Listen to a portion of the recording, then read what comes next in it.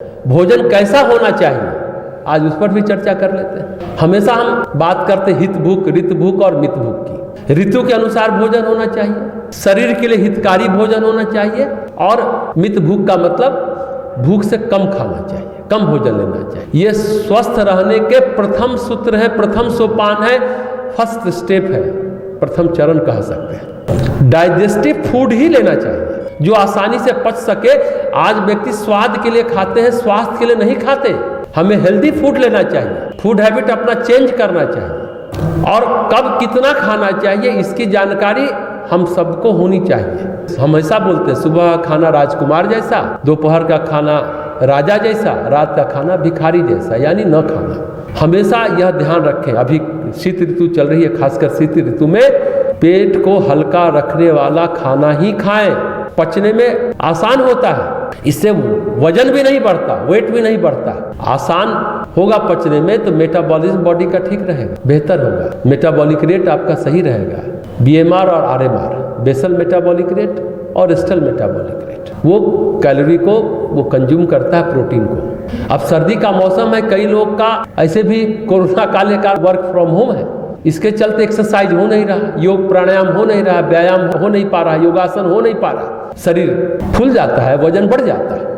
प्राय सभी लोगों का जाड़े में वजन बढ़ जाता है। कुछ लोग वजन बढ़ गया तो खाना बंद कर देते या कम कर देते हैं, उससे कमजोरी आ जाती है। इस ऋतु में आयुर्वेद में भी कहा गया है, प्राचीन वैद्य भी करते थे, आज के जो न्यूट्रिशिस्ट जो है, न्यूट्रिशनिस्ट कहिए, जो बताते हैं कि क्या डाइट प्लान होना चाहिए, सभी हॉस्पिटल में डाइट प्लान बताने वाले होते हैं। वो कहते हैं कि जाड़े में दलिया, वेजिटेबल सूप, बथुआ, रायता, ये कई विकल्प हैं जो पचने में आसान है और कम कैलोरी होने की वजह से वजन भी कंट्रोल में रखते हैं। सचमुच कहना है कि दलिया या खिचड़ी में 100 से 150 कैलोरी होती है जो वजन कम करने में कारगर होता है। साथ ही फर्मेंटेड फूड, इडली, डोसा, जिसे प्रोबायोटिक्स पाए जाते हैं, जो पाचन क्रिया के लिए बहुत आवश्यक है, प्रोबायोटिक्स, उसका सेवन करना चाहिए। कहा जाता है शीत ऋतु में, जाड़े में चाय या कॉफी सुबह सुबह नहीं पीना चाहिए, उसकी जगह नींबू डाल के गर्म पानी पीजिए, जीरे का पानी पीजिए, मेथी दाने का पानी पीजिए, या तुलसी का अर्क पीजिए, इस तरह से करिए। ग्रीन टी पीजिए, दूध वाली चाय मत पीजिए, ये कहा जाता है। प्रज्ञा पे सबसे अच्छा माना जाता है, ये मेटाबॉलिज्म को सपोर्ट करता है और वजन को नियंत्रण में रखता है, पेट साफ होता है, और कब्ज रहने से मोटापा और अधिक बढ़ता है। खासकर रात का खाना न खाएं, सूर्यास्त के आधे घंटे बाद तक खाना खा लें, जठराग्नि प्रज्वलित रहती है, खाना आसानी से पच जाएगा। खा के तुरंत सोए तो गड़बड़ है। शाम में खा लिए तो सुबह सुबह पेट साफ रहेगा, और सुबह सुबह गुनगुना पानी पिए तो दस्त खुलकर आता है। तो रात का खाना भिखारी जैसा, मतलब शाम में ही खा लीजिए, रात में मत खाइए, ये महत्वपूर्ण है। और गरिष्ठ भोजन तो कभी मत लीजिए, जंक फूड, स्पाइसी फूड, बासी खाना कभी मत खाइए। अभी जो स्थिति हो गई है, ड्राई फ्रूट भी जितना आ रहा है, सब पर पेस्टिसाइड छिटा हुआ है, सभी चीज पर है, रासायनिक कीटनाशक डाला हुआ है। उसको खाने से कितने लोगों को अपच होता है, ब्लड प्रेशर बढ़ जाता है, निजी फील होती है, लगता है कि छाती पर कुछ बोझ रखा है, वजन रखा है।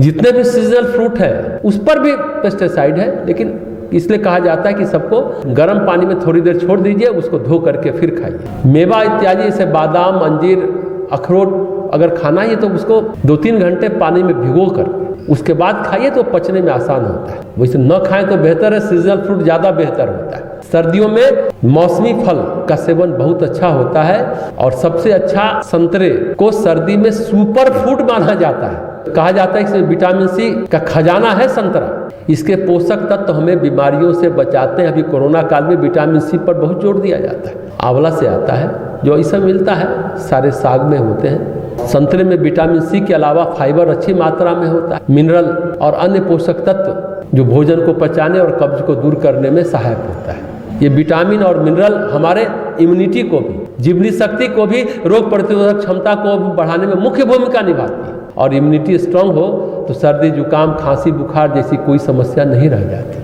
तो विटामिन सी और फाइबर वेट लॉस में भी काफ़ी मददगार है, क्योंकि भूख भी कम लगती है, इससे कैलोरी भी कम मिलती है। तो विटामिन सी का सेवन ज़्यादा करना चाहिए। और एक बात हम बताना चाहेंगे, आजकल गर्म पानी से धोकर या उबालकर कुछ साग सब्जियां खाने का प्रचलन है जो हमने अभी कहा, और ये सही है। लेकिन कुछ सब्जियां ऐसी है जैसे ब्रोकली, कच्चा राजमा, कच्चा टमाटर, पालक, कभी भी कच्चा ना खाइए, बहुत खतरनाक होता है। इस बात को भली भांति जानिएगा।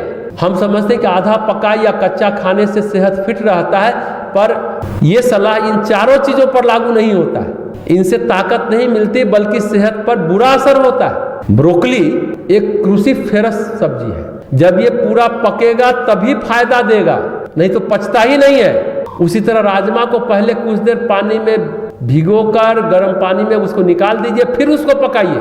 अगर ऐसा नहीं करते हैं तो फिर राजमा में उपस्थित फाइटोमेगलग्लूटिन जो होता है टॉक्सिन शरीर में बहुत बढ़ाता है, फूड पॉइजनिंग को पैदा करता है। इससे सेहत पूरी तरह खराब हो जाता है। वैसे गठिया वाले लोगों को राजमा खाने से, आर्थराइटिस वाले लोगों को मना किया जाता है क्योंकि यूरिक एसिड को बढ़ाता है। इसलिए राजमा को उबाल कर पानी निकाल करके तब खाएं। अब टमाटर को अक्सर हम सलाद और सब्जी में बनाते समय इस्तेमाल करते हैं। अगर वो पूरी तरह पका है तो बहुत हद तक अच्छा माना जाएगा, लेकिन टमाटर को भी कच्चा न खाने की सलाह दी जाती है। टमाटर को अक्सर सलाद और सब्जी बनाते समय इस्तेमाल करते हैं, इससे सब्जी का स्वाद बढ़ जाता है। कुछ लोग बिना पकाया हुआ टमाटर खाना पसंद करते हैं। टमाटर को पकाने से लाइकोपिन रिलीज होता है जो एंटीऑक्सीडेंट है, जो हृदय को स्वस्थ रखता है और कैंसर के कोशिका को भी कम करता है, कैंसर के सारे सेल को भी कम करता है। इस बात को ध्यान रखिएगा। कच्चा टमाटर तो हरगिज नहीं खाइए, पका हुआ टमाटर को भी थोड़ी देर गर्म पानी में रख के तब सलाद खाइए या सब्जी में पूरा पका के खाइए। पालक वैसे बहुत अच्छी चीज़ है, इससे आयरन होता है, कैल्शियम होता है, फाइबर भारी मात्रा में पाया जाता है। कुछ लोग पालक को भी कच्चा खाना पसंद करते हैं सलाद में। इसे हमेशा ब्लांच कर खाना चाहिए। ब्लांच यानी थोड़ी देर पानी में उबाल कर तब खाना सेहत के लिए अच्छा होता है। लेकिन जिन्हें पथरी यानी स्टोन की समस्या है उन्हें टमाटर और पालक नहीं खाना चाहिए। ये बात भली भांति जानिए। और इतना अवश्य होना चाहिए कि सायंकालीन भोजन के बाद 20 मिनट जरूर टहलिए मिनिमम। ठंड है, वर्षा है तो कमरे में टहलिए, लेकिन शाम में सूर्यास्त के आसपास खाने के बाद पैदल चलिए। पाचन क्रिया सही रहेगी। वैसे भी सोते समय खाना आमाशय में नहीं, आंत में होना चाहिए, क्योंकि जितने हार्ट अटैक है 90% रात में होता है। खाना अगर पेट में नहीं आंतों में है तो हार्ट अटैक का प्रेशर रिलीज होगा और आप बच जाएंगे, स्ट्रोक नहीं होगा। लेकिन आप खाए और सोए तो बहुत ज़्यादा संभावना है हार्ट अटैक की। और ये भी कहा जाता है पानी सायंकाल के बाद कम से कम पीना चाहिए, नहीं के बराबर पीना चाहिए। देर से खाने वाले व्यक्ति का ऐसे भी सुबह मल विसर्जन सही तरीके से नहीं हो पाता। और जो बच्चे पढ़ाई करते हैं, युवा वर्ग जो सुबह पढ़ाई करना चाहते हैं, उन्हें फिर याद जल्दी नहीं होगा, पढ़ाई में मन ही नहीं लगेगा अगर पेट साफ नहीं है। पेट साफ तो दिमाग साफ तो एकाग्रता आती है, तो पढ़ाई में मन लगता है, तो याद जल्दी होता है, तो भूलता नहीं है, तो परीक्षा में छूटता नहीं है, यानी दबाव में बिखरता नहीं है, इंटरव्यू में भी अच्छे से जवाब दे पाता है। ये बड़ा महत्वपूर्ण है सायंकाल खाना, स्वास्थ्य की दृष्टि से, सफलता की दृष्टि से भी, एकाग्रता की दृष्टि से भी बहुत महत्वपूर्ण है ये। इसलिए पानी भी सायंकाल के बाद नहीं पीना चाहिए, नहीं के बराबर पीना चाहिए। खासकर विद्यार्थियों को ये बात अच्छी तरह जानना चाहिए। और शाम में ही आधा पेट कम खाइए, भरपेट मत खाइए।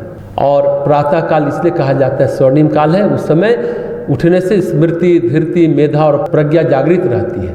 मन बहुत पॉजिटिव रहता है, खुश रहता है, परिस्थितियों का सामना हम अच्छे ढंग से कर पाते हैं। जो सुबह उठ जाता है वो 5 नंबर ज़्यादा लाता है, पाचन क्रिया सही रहती है। तो भोजन कैसा हो इस पर हम लोग चर्चा कर रहे थे और कैसे करें, दोनों बातें किए। खासकर सर्दियों में इस बात को ध्यान में रखेंगे, बहुत महत्वपूर्ण है ये बात।